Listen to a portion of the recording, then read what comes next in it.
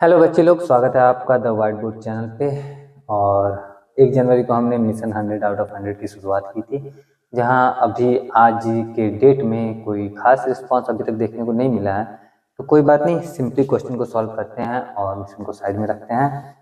Question का solution पिछले video में क्वेश्चन नंबर 30 तक हमने सॉल्व किया था। आज उसके आगे वास्तविक संख्याएं जो चैप्टर है ना क्लास 10 में, उससे रिलेटेड जो क्वेश्चन आए थे उसके सॉल्यूशन करवाने वाला हूँ आज। तो क्वेश्चन नंबर 31 जो आज का हमारा पहला क्वेश्चन आपको दिखाई देगा, यहाँ पे मैं पढ़ के बताता हूँ। रूट में है 64/81 प्लस रूट में है 16/9, और इसके बारे में पूछ रहा है कि है क्या है ये, परिमेय संख्या, अपरिमेय संख्या, पूर्णांक संख्या या फिर प्राकृत संख्या। उम्मीद करता हूँ आपको ये तो पता ही होगा परिमेय संख्या अपरिमेय संख्या क्या होता है सब कुछ। तो पहले इसी को देख लेते हैं कि कैसे हम इसको सॉल्व करने वाले हैं। सबसे पहले जो रूट में हमारा 64/81 है, प्लस में दूसरे रूट में हमारा 16/9 है। ठीक है, अब इसको सॉल्व भी कर ही लेते हैं। तो 64 जो है, 64 का जो स्क्वायर रूट होता है, वर्गमूल होता है, वो हमारा 8 होता है। तो ये 8 और 81 का वर्गमूल 9, तो ये 8/9 हो जाएगा। प्लस में 16/9 का हो जाएगा 4/3। इसको सॉल्व करेंगे हम लोग तो इन दोनों का एलसीएम 9 होगा, और यहाँ मिलेगा हमें 8 प्लस 3 × 9 4 × 12, 12 8 20/9। ये एक अनुपात में, अब बटा में है मतलब अनुपात में है, अनुपात में है इसका मतलब रेशियो में है, रेशियो में है मतलब रेशनल नंबर है। और इंग्लिश वाले वर्जन का जो रेशनल नंबर होता है उसी को हिंदी में हम लोग परिमेय संख्या कहते हैं। ठीक है, ये कौन सी संख्या है? परिमेय संख्या। और परिमेय संख्या जो है वो हमारे ऑप्शन ए में है, तो ऑप्शन ए पे हम करेंगे टिक, और ये हो गया हमारा खत्म ये क्वेश्चन। बढ़ते हैं आगे अगले क्वेश्चन की तरफ। क्या है हमारा अगला क्वेश्चन, आपको ऐसे ही दिखाई देगा, मैं पढ़ के बताऊंगा। क्वेश्चन है क्वेश्चन नंबर 32, दो अपरिमेय संख्याओं का गुणनफल होगा। अब यहाँ पे दो अपरिमेय संख्या है, इनको लिख लेते हैं पहले तो हम।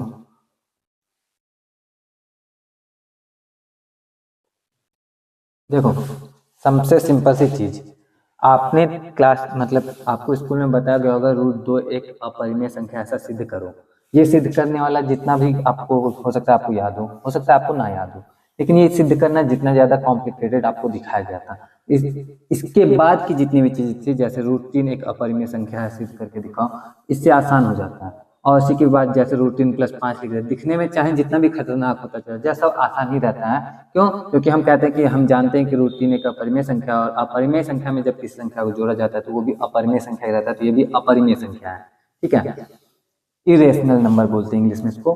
उसी तरह से जब दो इरेशनल नंबर्स को जो हम मल्टीप्लाई करते हैं, एग्जाम्पल के लिए √3 × √3, ये दो अलग अलग अपरिमेय संख्या है और इनका हम गुना करते हैं, तो गुना करने के फलस्वरूप हमें मिलता है यहाँ पे 3, जो कि एक रेशनल नंबर हो जाता है। 3 एक परिमेय संख्या है। अब यहाँ पे क्या आ रहा है वो हमें पता करना है, तो चलो पता करते हैं। सबसे पहले जब इनका गुना करेंगे हम तो हमें क्या मिल सकता है। तो 3 का गुना जब 3 में हो रहा है तो 9 आएगा, और 3 का गुना जब माइनस फिर लगाएंगे, इसका वाला माइनस यहाँ लगाया, 3 का गुना √5 में करेंगे तो 3√5 मिलेगा, ये वाला प्लस लगाते हैं। 6 का गुना 3 में करेंगे तो 3√6 हो जाएगा, और फिर ये प्लस और माइनस का गुना हो रहा है तो माइनस आएगा। √6 प्लस √6 गुने √5 होगा तो हमें मिलेगा √30। और इस तरह से हम देख रहे हैं कि यहाँ पे अपरिमेय संख्या है, ये तो परिमेय है, अकेला है तो परिमेय, लेकिन ये रूट वाला यहाँ पे लगा हुआ है, यहाँ पे भी रूट वाला है, और ये भी रूट वाला ही है एक तरह से। तो इस वजह से ये क्या है, सबका सब अपरिमेय संख्या में कोई भी जोड़ते हैं तो वो भी अपरिमेय रहता है। इसका मतलब कि इन दोनों का जब गुना करेंगे तो हमें जो परिणाम प्राप्त होगा वह अपरिमेय संख्या होगा। ठीक है, अपरिमेय होगा। ठीक है, और अपरिमेय हमारा कहाँ है, बिल्कुल है बी में, बी पे हम करेंगे टिक, और ये भी हो गया हमारा सॉल्व। बढ़ते हैं आगे अगले क्वेश्चन की तरफ। क्या है हमारा अगला क्वेश्चन, आपको ऐसे ही दिखाई देगा फिर से। क्वेश्चन नंबर 33 बोला गया है 0.3 पे बार है प्लस 0.4 पे बार है। इसको बार भी बोलते हैं, ऐसे रैकरिंग भी बोलते हैं, जैसा आपको सुविधा हो, जैसा आपको समझ में आए वो। अब सिंपली इसका सरलतम रूप क्या है ये हमसे पूछा जाए। मैं आपको डायरेक्ट बता दूं सरलतम रूप क्या होता है। 4 और 3 को जोड़ो, कितना आता है 7, 7/9, ये इसका सरलतम रूप है। ठीक है, कैसे करते हैं अब फुल डिटेल तो नहीं बता रहा अभी मैं, लेकिन नॉर्मली समझा देता हूँ। सिंपली आप ऐसे याद रखो ना कि जैसे आपको दशमलव में 5 मिलता है, आप इसको क्या लिखते हो, दशमलव हटा के नीचे 10 लिख देते हो, ये हो गया हमारा 5/10। दशमलव में 7 मिला आपको, ठीक है। इसको भिन्न में बदलने के लिए कहा जाता है, आप क्या करते हो, दशमलव हटाते हो, नीचे 10 लिख देते हो, तो सिंपली हम 10-10 लिख देते हैं। लेकिन जब आपको इस तरह से रैंकिंग मिले, नंबर पे बार लगा हुआ रहे, जैसे 0.3 ही है, तो यहाँ पे हम दशमलव हटाएंगे, लेकिन ये जो रैंकिंग है ना, इसकी वजह से यहाँ पे बटा में 10 नहीं, बटा में 9 करेंगे। उसी तरह से दूसरी तरफ हमारा भी 4/9 होगा, और इन दोनों को जब हम ऐड करेंगे तो हमें मिलेगा 4 3 7/9, इसलिए इसका जो सरलतम रूप आएगा वो आ जाएगा हमारा 7/9।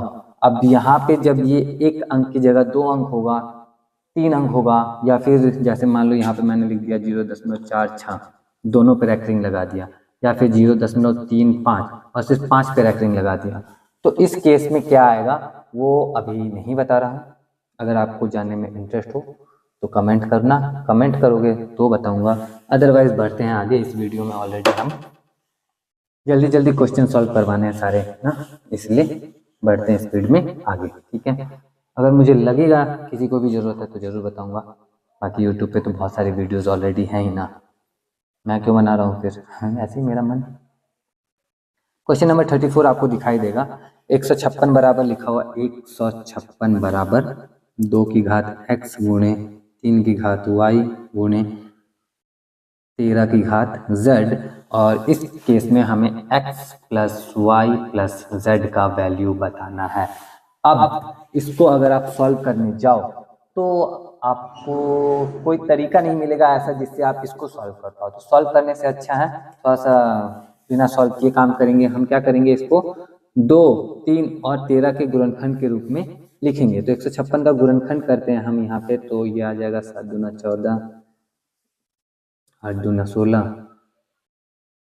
3 दूना 6, 3 नमा 18, 13 39 और ये 13, ठीक है। इसका मतलब 156 बराबर हम लिख सकते हैं क्या, 2 की घात 2 गुना 3 की घात 1 गुना 13 की घात 1, और यहाँ पे लिखा हुआ 156 बराबर 2 की घात x, 3 की घात y और 13 की घात z। तो x का जो वैल्यू है वो 2, y का वैल्यू 1 और z का वैल्यू 1। इस तरह से 2 प्लस 1 प्लस 1 का जो वैल्यू होगा वो हो जाएगा 4। 4 पे हम करेंगे टिक। अब 4 पे नहीं टिक करेंगे, 4 कौन से ऑप्शन में, उस पर टिक करेंगे, तो ऑप्शन ए में है 4, तो हम ए पे करेंगे टिक और बढ़ेंगे आगे अगले क्वेश्चन की तरफ। क्या है हमारा अगला क्वेश्चन, आपको ऐसे ही फिर से दिखेगा और हम देखते हैं क्या है अगला क्वेश्चन। लिखा हुआ है √10 गुने √15। अब पूछ रहा है कि बताओ भाई ये परिमेय है, अपरिमेय है, पूर्णांक संख्या है या प्राकृत संख्या है, क्या है ये बताओ भाई। सिंपली देख लो भाई, 10 को अगर हम रूट से बाहर निकालने की कोशिश करेंगे तो बाहर नहीं निकलेगा, और 15 को रूट से बाहर निकालने की कोशिश करेंगे तो भी नहीं निकलेगा। लेकिन अगर हम इन दोनों को साथ में लिखने की कोशिश करेंगे तो हम इसको लिख सकते हैं 2 गुना 5 10 को लिख सकते हैं, और 3 गुना 5 15 को भी लिख सकते हैं, जिसमें 5 क्योंकि रूट के अंदर में है, 2 बार आ गया तो रूट से बाहर निकल सकता है, और 2 और 3 तो निकल नहीं सकता, तो ये इस तरह से पैक रहेगा अपना। इस तरह से हमें मिलेगा 5√6, जो कि हमें क्लियरली दिख रहा है कि ये एक अपरिमेय संख्या है। पहचानना बहुत आसान है, आपको रूट में दिखे तो समझ लेना अपरिमेय संख्या, अगर आपको रूट में 4 दिखे तो समझ लेना ये अपरिमेय नहीं है, क्योंकि ये रूट से बाहर निकल सकता है। ये परफेक्ट रूट है ना, क्या बोलते हैं, परफेक्ट स्क्वायर है ना, 4 जो है वो परफेक्ट स्क्वायर है, पूर्ण वर्ग संख्या है। तो ये वर्ग पूर्ण वर्ग, क्योंकि 2 का जो 2 का वर्ग जो करते हैं वो 4 आता है, तो 4 पूर्ण वर्ग संख्या है। 3 का वर्ग करते हैं तो 9 आता है, तो 9 पूर्ण वर्ग संख्या है। 4 का वर्ग करते हैं तो 16 आता है, तो 16 पूर्ण वर्ग संख्या। तो पूर्ण वर्ग संख्या जब वर्गमूल में रहे, रूट में रहे इस तरह से, तो वो अपरिमेय संख्या नहीं होता। लेकिन इसके अलावा कोई भी, एग्जाम्पल के लिए 2 को अगर हम रूट में रखते हैं तो अपरिमेय संख्या, 3 को रूट में रख दे तो अपरिमेय संख्या, 5 को रूट में रख दे तो अपरिमेय संख्या, 6 को रूट में रख दे तो अपरिमेय संख्या, सब रहेगा। लेकिन वही अगर हम यहाँ पे 9 को रूट में रख दें तो ये अपरिमेय संख्या नहीं होगा, ये परिमेय संख्या होगा, क्योंकि 3 का वर्ग 9 होता है और 9 का वर्गमूल 3 होता है, ठीक है। ऐसे यहाँ पे +-3 होना चाहिए, लेकिन कोई बात नहीं, बोलचाल की भाषा में हम बोल सकते हैं, काम हमारा चल जाता है।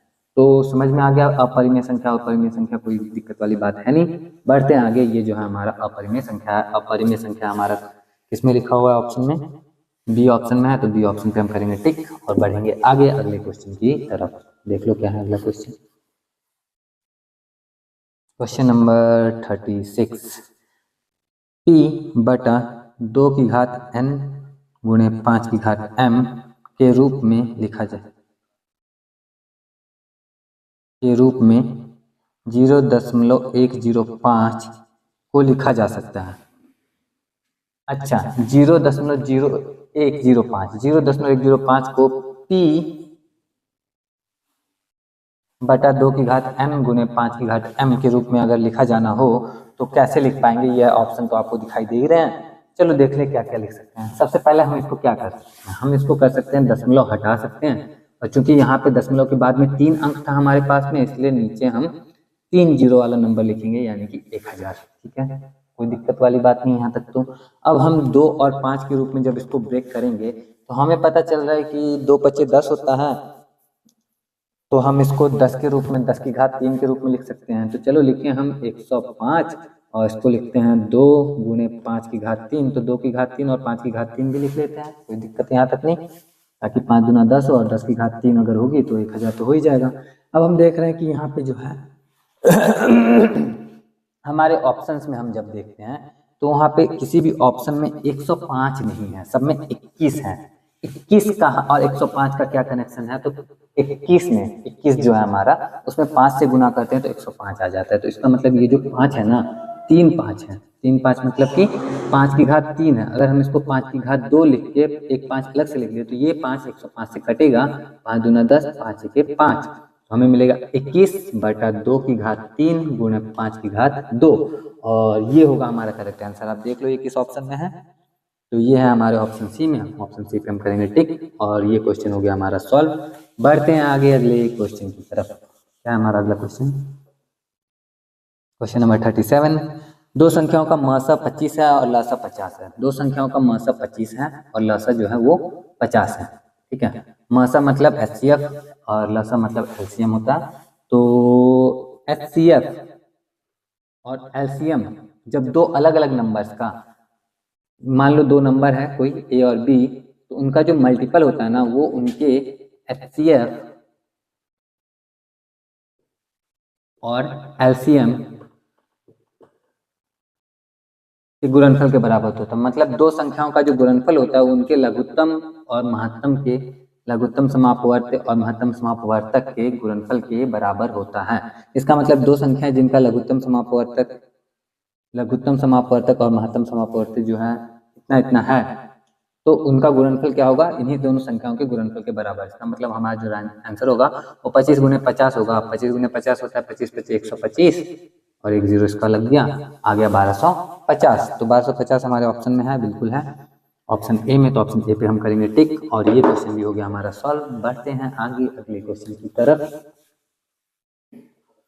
क्या है अगला क्वेश्चन? क्वेश्चन नंबर 38 लिखा है, यदि भाग एल्गोरिथम ए बराबर BQ प्लस R में B बराबर दिया हुआ है 61, Q बराबर दिया हुआ है 27 और R बराबर दिया हुआ है 32, तो A का मान पूछ रहा है। अरे भाई ये तो बहुत आसान है।